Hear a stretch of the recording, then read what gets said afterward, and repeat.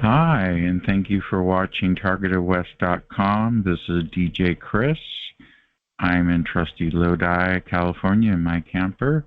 It is the 26th of November 2023. It's a Thanksgiving weekend, and it's the show number 88. 88 is the number. We're going to have a guest tonight, and of course I have to do my disclaimer. The opinions of our guests are that of their own and not that of Target West or DJ Chris. And without further ado, we're going to introduce Brooke. She is an international spiritual intuitive and energy healer trained in contemplative practices and counseling psychology, who is living on her 11-acre sanctuary located in the hills in an HOA in the mountains above Santa Fe, New Mexico, when two psychopaths, Don Dokken and Jennifer Schwallenberg, moved in next door on a 12-acre property next to hers and began stalking, harassing, surveilling, and hacking her life. That was 3 years ago, of course, and this is her story from prey to predator to hero. Come on in, Brooke. How are you doing today? Oh, it's so good to be with you, DJ Chris. It's good to be with everyone on this call. I so appreciate everyone being present here. What I'd like to begin with is a dedication to all targeted individuals worldwide. May we all be free of suffering. May we all be free of fear. May we all have mental happiness. May we all have physical happiness. And may we all have ease of well-being and be free. Thank you. So I tell my journey, which has been, I'm a young TI, 3 years young. And I tell it from first the perspective of being prey. I felt hunted, preyed on 24/7, 365. I had a beautiful property of 26 years. That was my sanctuary. It was my home and workplace. At 8,000 feet, 3 miles from the center of Santa Fe, up in the mountains, in a homeowners association. Had it for 26 years, this property. And this heavy metal artist, Don Dokken, Dokken, and his female partner, Jennifer Schwallenberg, SCHWALENBERG, moved in on the 12 acres next door. So you get a sense of it. It was beautiful, pinon and old growth, ponderosa pine, beautiful nature, wild animals, bears and coyotes and fox. And it was an environment that was conducive for the highest elements of humanity to be. And here I was working internationally, doing international Zoom calls with South Africa, Europe, Australia, all over the world. And I never paid attention to these neighbors. I was cordial and nice. We shared a long dirt driveway together. But one summer, it started 3 years ago, they were fighting so loud every single night that I couldn't sleep. And so 2 weeks of it, I said and texted the woman. I was never, ever in contact with the man, Don Dokken. I was only in contact with a woman. I have a piece of your mail. Can I give it to you? Do you want the rose loud? I texted her. I said, Jennifer, I'm hearing every word of your fighting. I need this to stop. It's a noise violation. If it continues, tomorrow I'll call the police. Well, the next day, on my first iPhone. I go to make a call with a client, and there in the background is Don Dawkins' voice, like a three-way party call. And I heard him loud and clear. I said to the other person on the call, "Do you hear his voice?" And they said, "No." And I said, "Well, that's my neighbor, Don Dawkins, loud and clear. I can hear him, and he's harassing." And well, that was the beginning of the start of the full saturated hacking on every single call, text, email. When I was in my home, every single room in my home, Don Dawkins would narrate specifically what exactly I was doing in every single room, the bathroom, the kitchen, what I'd be cooking, how I'd be cooking it, every single thing, the bedroom, everything. And I couldn't figure it out. It was like I was hearing it, but it was at a very low megahertz. So what I would say that I know to call it now is V2K. Yes, and for everybody to know, V2K is a telepathy technology that uses remote neural monitoring. Dawn Dawkins probably got her brain frequency and locked into it, probably through a piece of DNA from her garbage or something. So continue. Thank you, DJ Chris. So it was not only in my home, every room in my home, I heard his voice. I heard it in my car. Everywhere I drove, he would be narrating exactly my driving habits, where I was going, what was going on, what I was thinking, what I was feeling. I mean, everywhere I went, I was hearing this voice at a very low megahertz. I started hearing it everywhere I went, to the grocery shop, to a shop to buy something. I'd hear him loud and clear. But you see, it wasn't a voice of kindness. It was a non-stop, brutalizing, harassing, condemning, criticizing, dehumanizing, demoralizing. Did it sound like when he was fighting with Jennifer? Same tone? Yes. Yes. Okay, there you go. Yes, exactly. So what was the worst, though, was in my bedroom from 12 a.m. to 6 a.m. He would be nonstop, and he would be planting these stories about my dead brother. My brother had died when I was 23 he was 27, and he died on a motorcycle. And he was my only sibling, and my whole life changed in 1981 when I was 23, and my brother died. He was the person I loved the most on the planet, and my whole life changed. What I'll say, though, what was so deeply disturbing is Don Dawkins would tell these stories that he was my brother Stephen's best friend in high school. And he'd go on and on, because my brother was born in 1953, and Don Dawkins is born June 29, 1953. Look him up, people. Google him right now. Look up who I'm talking about. Look up Dawkins.com. We are dealing with a Charlie Manson in our midst. This dude lives at 18B North Cloudstone Drive, Santa Fe, New Mexico, 87505. He is a serial stalker. I know it.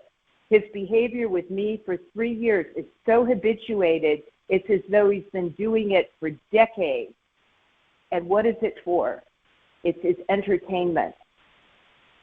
Back to the story. So let's see. He just all night would go on about stories about my family, of information and facts that were utterly secret of my family. I don't know how he got access or who got access to the information. My father was a powerful, wealthy individual who lived in Aspen. Don Dawkins would tell stories also of his partner, Jennifer Schwellenberg, being my father's escort or prostitute, and how they'd meet at the Hotel Jerome in Aspen, and the positions that they would have sex in. And he'd go on like it was a joke, talking about his girlfriend, that, you know, I'd see her outside walking the dogs on the mountain, and she would act like nothing was going on when her little boyfriend was telling these absolutely, horrific stories about her. He told me stories all night about her being a drug addict, that she'd gone to rehab 3 times and failed. So what I'll say is that it was a constant shaming. It was a constant blaming. And what I learned as a psychologist when I started getting a little conscious of this going on, that this is a pattern of a psychopath who is a scorned boyfriend psychopath, which is they have a fantasy world that you're their fantasy girlfriend, but you've somehow scorned them by not giving them the attention or something. Some slight can even just cause it, a slight, small slight. All I know is this dude, Don Dawkins, is addicted to rejection. So all I can say is I attempted to continue living my business life, trying to maintain friendships, but all the while being bombarded with this B2K harassment at every moment. So let's say, after a couple of weeks of this, I said something has got to stop. I took my phone to Apple Albuquerque. I declared through written report the details of who, what, where exactly from these psychopathic neighbors, how my phone had been hacked. They looked at me. They went into the back office, and they came out with a brand new phone, big smile on their face, and handed me the phone and goes, "Here's your brand new phone." And I said, "Well, are you aware that this is going on?" They didn't say anything. They just had a big smile. But they did declare that I had signed away all liability by buying their object. And those terms and conditions that you check, that's something to be aware of. They know exactly that this shit is going on. So that happened early in it. I got my first iPhone back. Of course, the behavior continued nonstop. He was on every call, on every text, on every email. So I tried burner phones. I got 2 burner phones. Forget it. Those didn't work. My computer was completely hacked. He got into all my financials, all my private information on my computer. It's like identity theft 1,000-fold. So I tried to call the police department. Here's another sign of how this is some kind of habituated circle of men who do this. I tried calling the local Santa Fe Police Department 7 times over the course of 6 months. I only got through to them twice. The 5 other times, I would get looped into a call that was like a phony dispatch line with sound effects and so forth. And they'd ask me one question, the actors. They'd ask me another question. They'd never get down to, asking me, where do you need help, or, and so forth. And by the 3rd question they'd ask me, it was obviously some kind of joke, like a phishing call. And just to, give me a sense of powerlessness that you can't even call the police department. I got so frantic, I went to every neighbor and knocked on their door and tried to get help and asked them, "Are you hearing this sound?" Because it would be all around the house. I'd hear him outside when I'd garden, and when I'd go hiking on the mountain, I'd hear him loud and clear. And they said, "No, we're not hearing anything." And I asked the president of the Homeowners Association for help. He consulted their lawyer, and the lawyer said, "This is not our problem for the HOA. This is her private problem because it's not covered in the covenants and bylaws of the HOA tenant." So you have to understand that all HOAs around the country haven't caught up in their laws, let alone our own national laws haven't caught up to get these guys. There is no protection. So they all said to me, this is your problem. We don't want to be bothered because we're afraid of him hacking us if we help you. He started blocking my circle of women friends who became my support circle. We were unable to call each other. We were unable to email each other. That was another part of his entertainment. The isolation part. Yes. Yes, thank you, Chris. Exactly. So let's see. I started getting drastic. I hired a PSCM firm, which is a particular type of security firm that protects celebrities and diplomats by bug sweep. I hired a very prominent firm out of New York. I spent $5,000 for 2 hours. They came in with monitoring systems and swept the entire house as well as my Porsche, my car, and they found no physical bugs. They wrote up a report with photographs and so forth, and they just state in one sentence at the end that we found no physical bugs of any surveillance occurring, and it appears that he's using military-grade weaponry. And that was all, and they just left me hanging like that. I went under severe harassment from Dawkins and his whatever posse of people. It was so severe. That was Thanksgiving 2021, 2 years ago. I tried to flee to a friend's house in Taos. He blocked our phones from communicating. I was unable to get to her house. And then I received 2 sheriff's cars with flashing SUV lights coming up the Sacred Mountains at 8 o'clock at night, flashing lights, came to my door, knocked on my door, and served me a subpoena from Don Dawkins and Jennifer Schwellenberg for a restraining order from them against me. What happened? Wow. Yes. So these guys know how to play the system. This is automatic, like a psychopath playbook. You set the woman up as the perpetrator, and the male becomes the victim. I found other interviews that had been recorded from the Washington Post journalist of Dawkins boasting about being stalked from a fan. It was an article in April 2015. Dawkins boasts of a Japanese fan breaking into his Beverly Hills mansion, scaling a 10-foot wall, getting into the house, getting a butcher knife out of the kitchen, chasing him in the house with a butcher knife, and he just happened to flee the house and run down the street. And who happened to be there but the police? He got that Japanese fan, the woman, deported by the United States government back to Japan. Feel that level of violence that this guy operates from. This guy is so violent and such a misogynist. So I heard from someone that many metal artists are usually managed by the mafia, and that whole music industry segment is mafia. So I would not doubt that Don Dawkins is with the dark side, with organized crime or the syndicate. Thank you, DJ Chris. You know, just being a single 66-year-old woman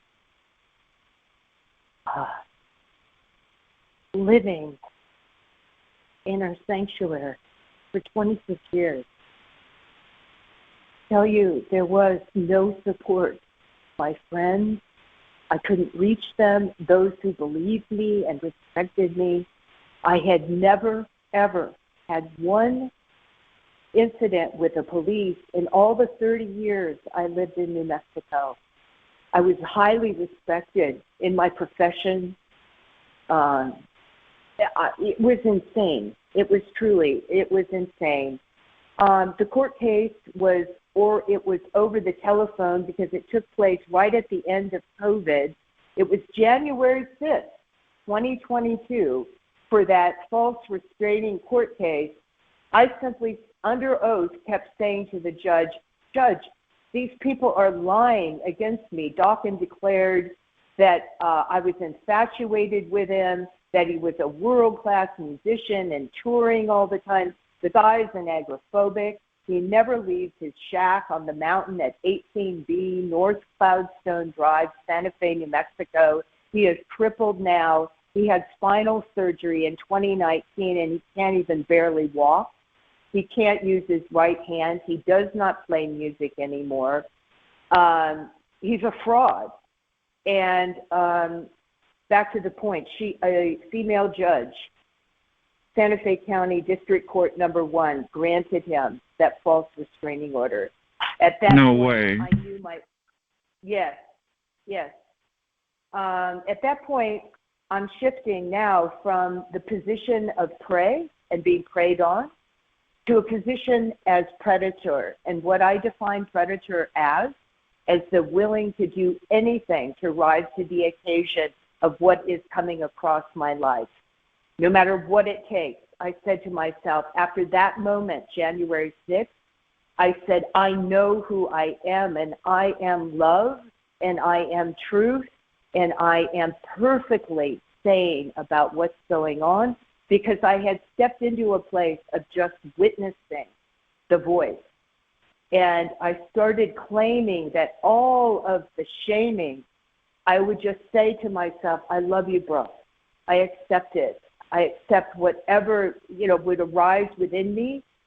But it took a lot. It took a lot. It took a lot of physical. I would go hiking for an hour at the very end of the day in the very, very cold mountains where there was no cell phone coverage, and I would hear his voice, V2K, loud and clear. But I would go and I would run those trails in the darkness, and I would get very, very cold, and it would shift my nervous system into the parasympathetic nervous system. I started being able to ground and earth these low frequency they're really false frequency.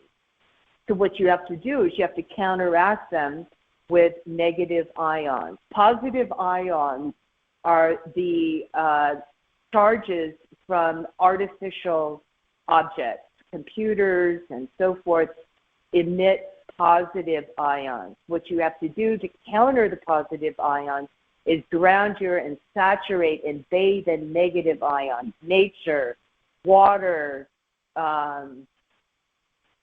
get your nervous system. I ground on the lawn with my bare feet, and it works great. It calms me. There you go. Great. That's exactly it. So basically, I set myself into the position as predator, which is I'm willing to do anything that it takes to meet this and to live in the highest virtues within myself at every moment. And I love and accept myself, just stating it at every moment when I feel triggered and so forth. Just affirm, you can do this. You can master this. I say that to every one of you. You can do this. You can master this. You can move from prey to predator to getting what you want. I mean that in a positive way, getting what you want as a dedicated self-love, self-acceptance, and gratitude path, and also forgiveness. Because I have to tell you, I could not for the life of me figure out how this was happening to me. I had never done anything. I'd been kind to these people. I'd been generous to these people. So let's get back. So I was forced out of my home. There was no alternative. So I sold my property in May 2022, and I relocated to Ashland, Oregon. I lived at the Ashland Zen Center. They gave me a cottage there because I had practiced Zazen and been trained in Japan in Zazen. And I lived with 6 priests and practiced with them in the Zendo. And guess who was there every day? And guess who was right there in the Zendo, in their temple? It's called the Zendo. There's Don Dawkins and Jennifer Schwallenberg's voices, loud and clear. violating all the six priests, all the retreatants who would do sessions, which is a very, very sacred form of dedicated meditation over a period of days, just like it's their entertainment. So I lived at the Ashland Zen Center for 4 months. I then moved into a private home that I rented for a year. Loud and clear, they're in the private home. The surveillance and saturated stalking is happening still as though I'm in New Mexico. But it's different because their bodies physically aren't right above me on the mountain, neighboring house on the mountain. So my own nervous system grounded even deeper, and I started shifting into being what I call a hero. So about halfway through my first year in Ashland, I was getting very good body work. I was also, again, being more and more just in the witness position, neutrally, witnessing this going on, this phenomenon, we'll call it. And I joined PAX. That was huge. I joined PAX. I spoke with Amy Dale out of PAX Portland. I contacted and hired Amy Holum of amysaudios.com as my consultant. She'll be on December 10th on my show. She is absolutely superb. I recommend everyone hire Amy Holum as a consultant. I did that. Let's see. I studied trauma healing with Thomas Hubel, H-U-B-L, a teacher out of Europe that really helped deal with these patterns of trauma that unconscious people like Dawkins play out. They're just constantly in some violence, some kind of inner trauma of their own. That's why they're criminals. And by the way, I didn't mention it to you, but I've got to because it brings me joy. I did background report. When I hired the TSCM firm out of New York, they did background reports on Schwallenberg and Dawkins. And they said, well, Dawkins obviously had his background report expunged, his criminal record. That's quite clear. But Jennifer Schwallenberg is an ex-con. She was caught using false Social Security numbers, and she was convicted. If she gets caught again, she's directly going to prison. So that revealed a lot to me. But again, I lived in this house for a year, and then I bought a house in Ashland.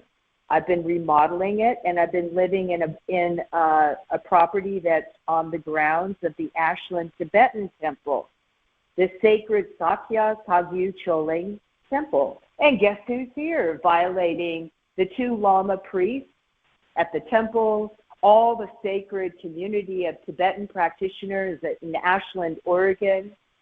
He's right there, bright and clear, every day, all night, violating the whole ground. Like it's a joke. And as well, everywhere I go. All right, so here's where I go to, and I want to offer everyone. This is the chance to develop anti-fragile confidence, which means that I am willing to be uncomfortable.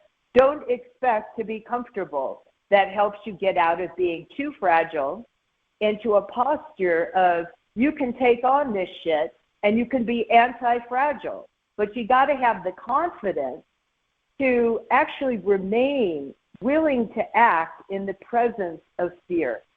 That moves you into being a hero. That's what I want to offer to you. That's what my path is right now, is that I'm willing to act in the presence of fear.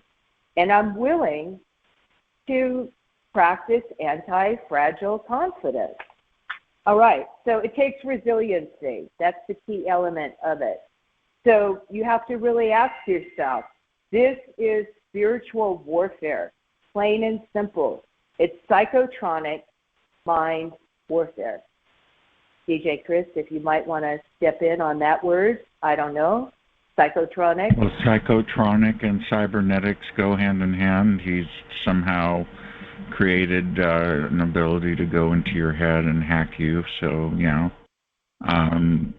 that's an older term, but that's exactly what this is, the ability to hack into someone's brain. Good. So you have to understand I'm speaking from the experience, which is, what does that mean? It means that my private thoughts, my attraction, my dislike, my irritation, he would be narrating. I mean this, people, nonstop.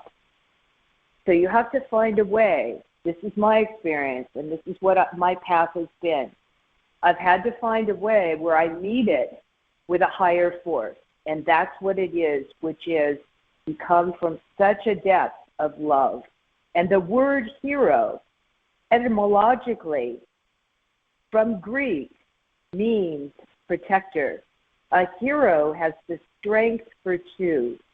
And most importantly, a hero is willing to do the hard work to have the strength for two. The secret weapon of the ancient Greek warriors were trained and educated by the Greek Stoic philosophers. And they trained physically, but most importantly in the virtues of love. So what are those virtues of love? Wisdom, discipline, courage. I'm willing to act in the presence of fear. Gratitude. I appreciate all the gifts and blessings in my life. Hope. I have inspiring goals, agency, and pathways. Curiosity. I pay attention to what's working and what needs work. And zest. I have heroic energy. So you've got to have a protocol every day with what you eat, how you move, what you digest in every single way. That is it uplifting? Is it heavy? Are you taking on? Are you worried about do you have a fear of other people's opinions? I mean, one of the biggest things I had to face early on was the loss of friends who had no comprehension of what I was going through. They didn't even care, a lot of them. And most of all, they didn't want it rubbing off on them like the plague. And so I had to learn in many, many ways, well, I can still forgive myself and I can forgive them if I just let go of a fear of other people's opinions. So that's been a huge evolution that I had to do deep healing and face very deep subconscious trauma, and to move into forgiveness. So forgiveness is very powerful. I always say it's none of my business what people say about me. That's rude to,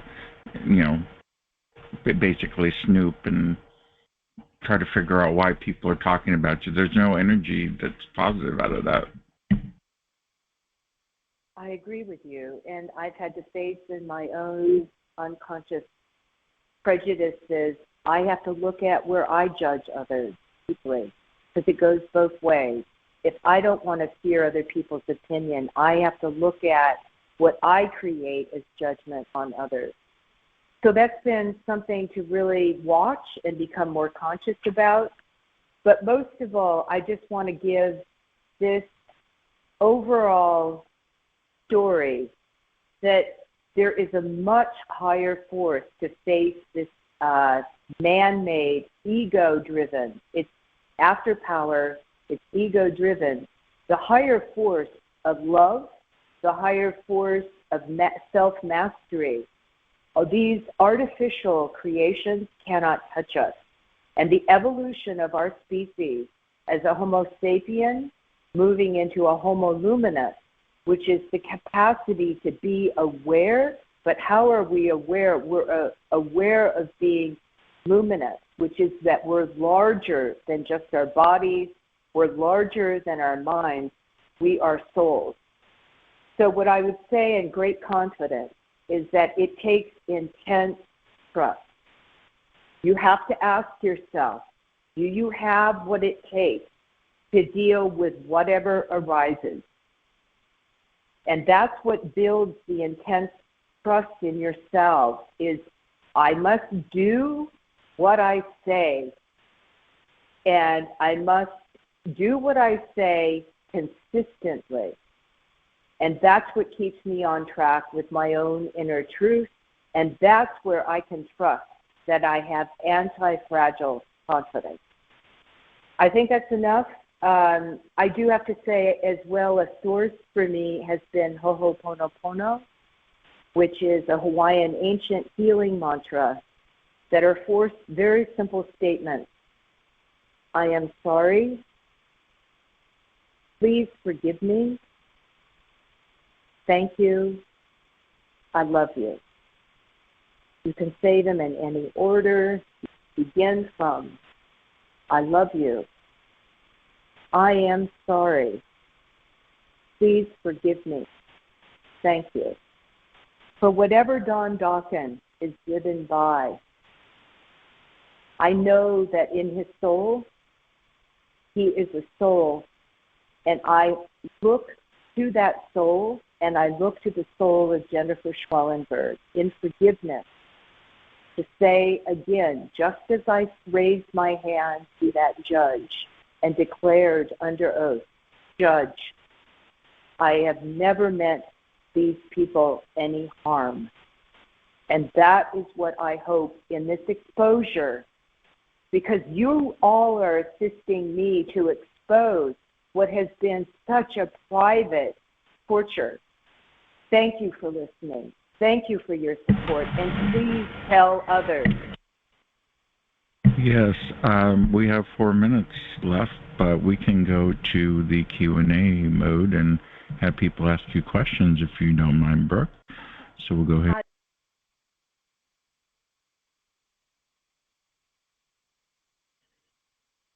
Okay, and Brooke, I'll have you do *6 to unmute yourself also, so you can get it back on the microphone. And does anybody have a question for Brooke? Hi, it's me, Katie. How Katie, is everyone? Come on in. Hi, we're good. Brooke, you did an amazing interview, and I'm so glad that you got on the show tonight. And you have shared a lot of information that helps us all, so thank you. Katie, thank you so much. Thank you for your support. Thank you for your support the other night. So I appreciate you. Thank you. I'll let other people chat. I just wanted to say you gave a great interview, and we're so glad you're here. Bless you. Thank you. Okay. Bye-bye. Bye. Thank you, Katie. Next question in line for Brooke. Hi, Brooke. It's Amy from Portland. Come on in. Fabulously. I am so happy to hear you. You really expressed yourself so clearly. I know you prepared. It sounds definitely like you did that.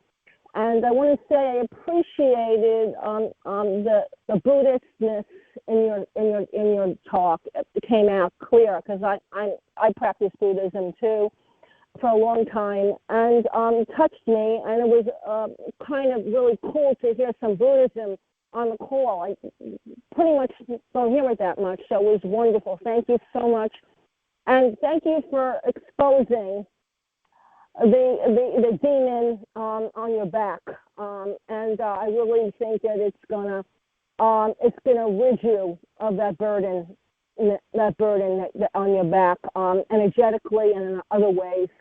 So keep on, maybe come back again, go to another conference call and share it. Keep on letting it go, Brooke, let it go.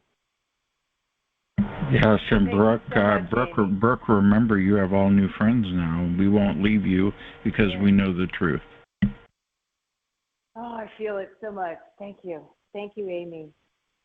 Next question in line, or you can continue.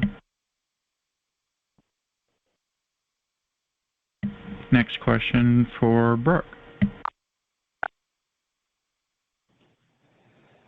Hi, Brooke. This is Amy. I wanted to say thank you for the shout out. But I did not hear you talking about the manipulation of the mind, or I know you wanted to touch base on that, how you could manipulate the tones using your eyebrows, your head, and the weapon systems, and with the meditation and stuff. We were talking about that earlier. Right. 'Cause, Right. I would just say that I was really, in essence, trying to speak generally so that other people might be able to identify. I think meditation sometimes can take a deep practice to be able to minimalize the targeting. I do recommend it, but I've been a 35-year meditator, so I can quickly move into a space where I'm just witnessing the violence, the harassment, and so forth. I would say that would be something for you to speak with people about. You as the expert, actually, Amy Holem of Amy's Audios, everyone. You are the expert, okay? All right. I know that you were just studying it and stuff, and that was something you wanted to talk about. So thank you, Brooke. Thank you, Amy. And Amy Holem will be here on December 10th to answer questions and talk in general about her experiences, also besides her services. And next question in line.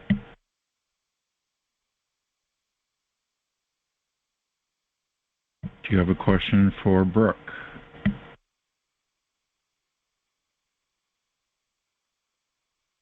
Brooke, are you familiar with the fact that they have apps that can clone voices in this technology? Yes. Yes, I experienced it. Yes, especially in the period that I termed in the pray period. Yes. He would mimic voices in my family. He would mimic the neighbors' voices. They'd be loops when I'd be out in my mountain property gardening. I'd hear these voices that were the neighbors, but the neighbors were not in any way outside talking. And they would be, of course, loops of very negative, criticizing, gossiping talk about Brooke. And, of course, for those months, it flipped me out. I mean, it really took me on a loop, a downward trajectory of deep fear, and like I had to get out of there. Like nobody wanted to support me, and I did feel crazy. And then I would do, a very long mountain hike in the darkness, in the cold, or some kind of severe, training protocol that I'd put my body through, and it would just disappear. Meaning it was so quiet, I would weep with the experience of silence. Meaning I could still hear him, low frequency, but I would weep within my heart with joy that I was so protected by some other higher force that was always with me, no matter what. And that force was telling me, do not fear, they will not kill you, and they cannot kill you, and they cannot and are not touching your spirit or your soul. And that's what got me through. Because all that matters, really, truthfully, about living is to be in the moment of your spirit and soul, not in the identification of all the things they're trying to harm us through, our things or what we've done or our egos. If you're truly living from a higher value principle, none of it can touch you. That's what I've learned. And that's what I practice every day as a hero. I ask us all to do that together. So are you willing to take emails from people that have questions for you with your expertise? Would you be willing to be a hero to others? I want to. That's why I'm coming on tonight, and I'm there for everyone. Absolutely. Okay, so if you're watching this on YouTube, archive.org, or BitChute, or you're listening to us on Spotify, you can reach out to me at djchris@targetedwest.com, and I will forward your emails to Brooke.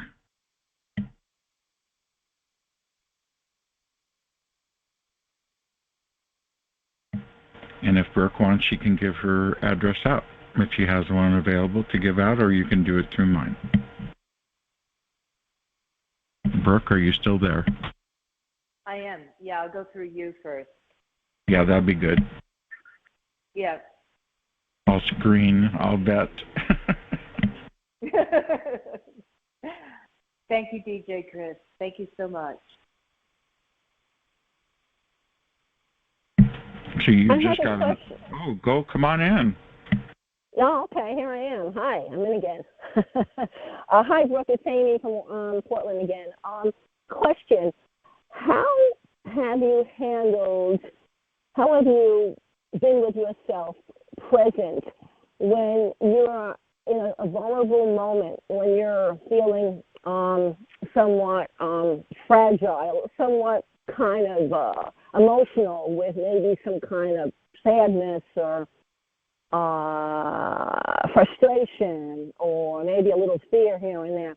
How do you, I know you shared what you do and everything, but yeah, I mean, as far as every day. Yeah, Still. Good. So what I do very, very easily and quickly is put my focus on my breath. Mm-hmm. Like I can be simultaneously, even in the midst of a phone conversation or at work or anything, just right away I'm triggered. I feel, lit on fire, burning inside. I feel frightened. I feel like I want to throw up. I mean, it can be severe. I right away put my attention and focus on my body. The most important thing is to stay embodied. Don't go out. Don't fly out of your body. Come and stay in and stay down in your lower body. If you need to, crouch. You can be talking to somebody on the phone, but you can crouch, meaning bend your knees and touch the floor. Get your energy out of your head down to the lower area of your body. That'll ground you, and it will slow down. You see, the way they attack is through the beta mind. The beta frequency is the fastest frequency. It's called monkey mind. When your monkey mind starts just racing ahead with, terrorized thoughts and so forth. That's what they're inciting. They're inciting through the amygdala these impulses to fight or flee. All right? So what you've got to do is you've got to come back deep in your body through your breathing. Focus on your breathing. Focus on touching your body. Put your hand on your heart. Get embodied is the most powerful tool we have. They cannot. And the power of our bodies is beyond being able to be fully controlled, in my experience, by AI. There's a current AI leader that I had the chance to listen to, Edward Frankel, and he said that consciousness is not computational, and that intuition and imagination cannot be captured by algorithms. So what they're attacking us with are algorithms. And the antidote is the power of our intuition, our imagination. Through your imagination, imagine a flower, a tree, a nature, a friend, a feeling, something that immediately takes your mind into the present moment, that you are bigger than what you're hearing or what's gotten triggered or what's gotten activated. You are bigger. And by slowing down into the alpha brainwave, you will start being more creative in responsibility with the attack. This is moment to moment, people. You have to be in the present. And it is only by meeting the present with this being a warrior of your mind, in my experience, has gotten me through. Thank you for that. Looks like we're concluding our session and going to switch to the TI Book Club. We can go back to questions and answers after 7 p.m. if you like. If you'd like to hang around, Brooke, or you can go about your evening if you like, or hang out. So I'm going to go to the book club in just a moment, but we have to play a advertisement for my friend over at TI Events. She has a website that's very interesting and advertises my calls, and this is my little thanks playing ad for her. Here we go. Are you a targeted individual looking for support and connection? Look no further than TIEvents.org, the ultimate event site for targeted individuals worldwide. Discover a wide range of upcoming events from conferences and meetups to rallies and fundraisers. Connect with like-minded individuals, participate in informative conference calls, and explore a wealth of resources. Visit TIEvents.org today and join a thriving community of targeted individuals. Together, we can make a difference. TIEvents.org, empowering targeted individuals worldwide. That's TIEvents.org, so check them out, please. If you like this call and others, go there tonight. And if you're watching the recording, and go check out a call. The book we're reading in the TI Book Club is called Living as a Targeted Individual. It's by Mandy Jaskola. We rated it a 9. And the description I gave of it is that it's technical information on V2K. It gives a lot of advice, sound advice too, and it breaks down the technology. I learned a couple of things myself. It talks about the terrorist database that we're all on, and it has a lot of diagrams and pictures, and it's definitely worth checking out. Again, if you'd like to join the TI Book Club, we're at 100 members now. And we're always having a giveaway or something, plus free books. You don't have to buy a book if you are a member. You can get our free book. And availability when we have it usually in the comment section or messages, or in the current read. You could probably get a free version somehow if it's an older book. And we want you to join today at bookclubs.com/TIBookClubs. /TIBookClub.join/. So join today. This is DJ Chris, and we have one more commercial, and we'll be done with that in just a moment.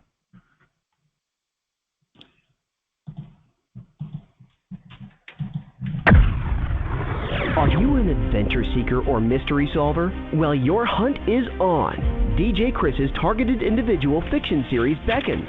Journey through The Hills Have Ears, outwit danger in The Dark Cove, and expose secrets at The Faux Farm. Each book honors the spirit of its author's grandmother, the fearless Ida Pearl. Get ready for a series that's as enigmatic as it is thrilling. Will you unravel the legacy woven into these tales of suspense? Race to Amazon, Lulu, and Barnes & Noble to claim your copies. Dive into the intrigue one book at a time, or seize the complete targeted fictional trilogy set, now available at Audible for the full exhilarating experience. The clock's ticking, and Ida Pearl's adventures won't wait. Order now and be part of the legend. Thank you for that. My book currently is the fictional book. It is available on Lulu in hard copy. You can go to Amazon right now and get the e-book version of The Hills Have Eyes, Dark Cove, and The Faux Farm. So check it out. That ends our session for the TI Book Club. It is now 6:53, and we have 7 more minutes. I'd like to thank everybody last week when we had Kathy O'Brien on. You guys were extremely professional, and I was so proud of everyone. You not only knocked it out of the ballpark, but the questions that you asked Kathy keep her thinking afterwards, and she sends me messages often. So you've engaged her. So I appreciate the professionalism and how you, as a work group, working with me to discover these fourth industrial technologies, how well we work together, and I want to thank you. That is incredible. Thank you again. It's open mic if you'd like to talk. I had a quick question. Can anybody hear me? I hear you loud and clear. Come on in. Okay. Yeah. Hey. Is Brooke still on? I think she is. Yes. Okay. All right. I just want to make sure. Yeah. So this is Roman. I'm a TI out in Arizona. So I was just wondering, right? So as many TIs as there are, I don't know how many. I'm pretty sure there are thousands across the world. do you think that there's like a TI operator for each individual, like targeted individual? You know what I mean? I do. I'll Or just do you, respond to my own experience. Do you remember at the beginning when I was in the pray phase and I described calling the police department in Santa Fe, and I got looped into a phony dispatch of actors? Do you remember that portion of my story? I came in at the very tail end, so I missed a good portion of it. I apologize. Okay, all right. I'll go to that story just to illustrate. So my phone became Dawkins Entertainment entirely, and controlled by Dawkins. So when I called the police department and I got the sound effects and these voices, male and female, two different dispatch people asking me questions, and then finally asking me a third question that was phony, obviously, like, and laughing at me. All I can tell you is I felt like he was on like a monthly subscription service as a stalker, hacker, harasser, like a serial person that has been doing this for decades. And there are these men who have these subscription services, almost like magazines, where, you know, they have phony actors that if the targeted person calls the police, or, I mean, they knew every movement, he knew every single thing I bought. He knew every single thing I was buying at the grocery store and coming home to cook. And he'd sit there and narrate it.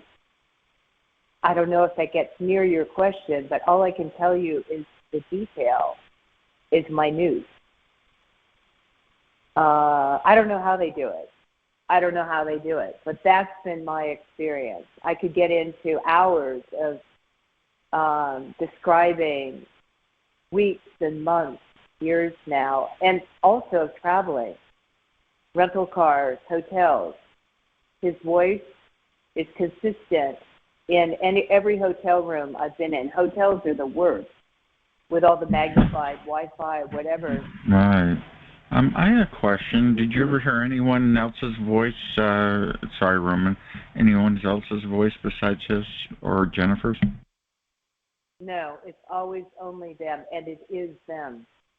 Gotcha. Meaning the things they say and the particular characteristics are real and true. As I knew them, because I did have face-to-face conversations with both of them,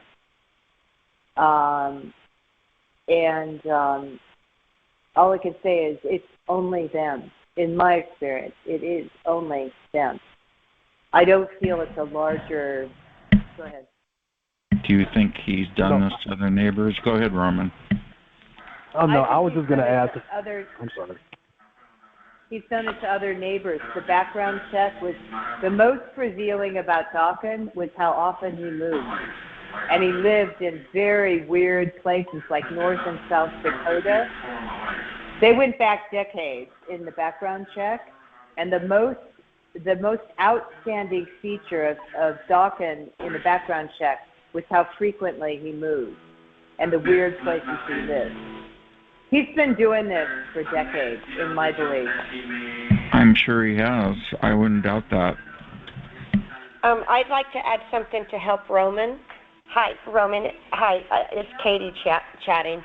To help add what Brooke just said, one programmer can hit 5,000 people on their software at one time. So it's not just, so think about it. They can blanket, say they have you, they have Brooke, they have DJ Chris, they have me, and they're all going all at the same time. And they can make our foot swell all at the same time. They can make us hear the same type of V2K, where it's raising the megahertz to where it's like an irritant, or where it's getting to the anger part. But there's different ways, but there's over 10,000 variations that can be played all at one time. So one programmer can hit 5,000 people at a time. So if you have, think about it, and it's a broadcast.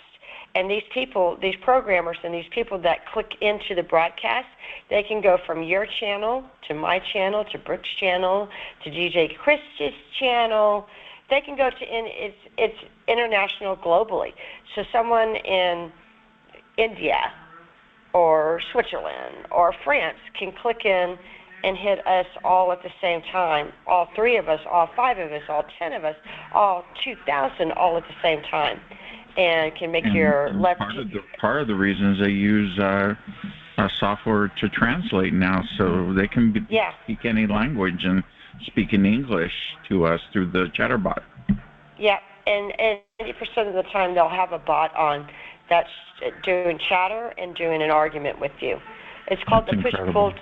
Yeah, and the more you respond to it, the angrier, the higher, the tougher it gets with you. And if you ignore it, then it starts, hurting your muscles and, harming your body more so that you react in the way that it's trying to get you back into the hologram that it's trying to keep you on.